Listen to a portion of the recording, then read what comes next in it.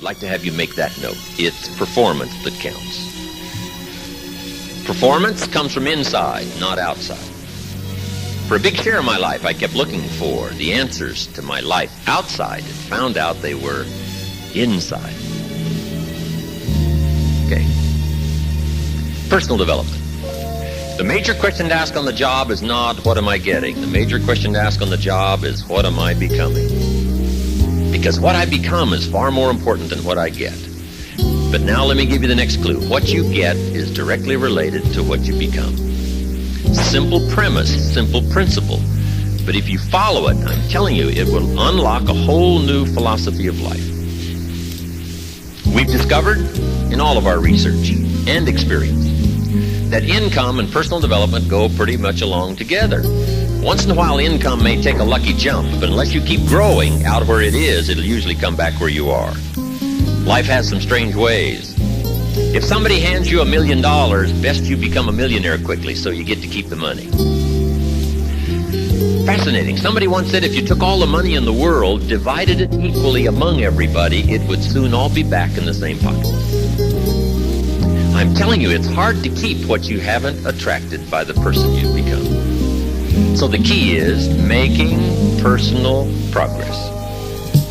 One of the most fascinating stories in the Bible said there was a master with 3 servants. And he got them together one day and said, here are some talents. And in those days, a talent was a measure of gold. But anyway, he gave them some value, and he said, I'm off on a journey.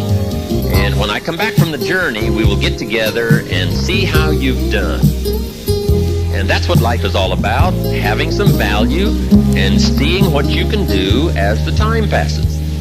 Now, the simple story said, the master returned, and when he returned, he got the 3 servants together, and he asked one of life's most important questions, and let me give you that tonight. Here's one of life's most important questions. How have you done? That's one of life's most important questions. How have you done? What have you done with the value you received? Now, we also teach in our leadership series that evidently the master was gone what we call reasonable time. Right? You don't ask somebody how you're doing 5 minutes after you've started the project. Right? If you and I agree on a project and 5 minutes later I say, how are you doing? You say, give me a break. I haven't left the building yet. Right? So we call 5 minutes too soon. Now, if I don't check with you for 5 years, we call that too long. That's too late. So 5 minutes is too soon to check, and 5 years would be too late to check. There's what we call reasonable time. In teaching leadership skills, it's one of the major things we teach, how to measure reasonable time. Now, what would be reasonable time? I don't know, for some projects it might be no more than at the end of the day to ask, how did you do? It's very important to check your progress at the end of reasonable time. We would certainly ask at the end of a week, right? Certain things you're making progress on. Certain places where you should be growing by the end of the week. We certainly wouldn't wait to check your business progress no more than at the end of 30 days. At the end of every month, we take a look, right, called the monthly P&L. How are we doing? Enough time has passed, okay? And we would for sure check at the end of a year on progress.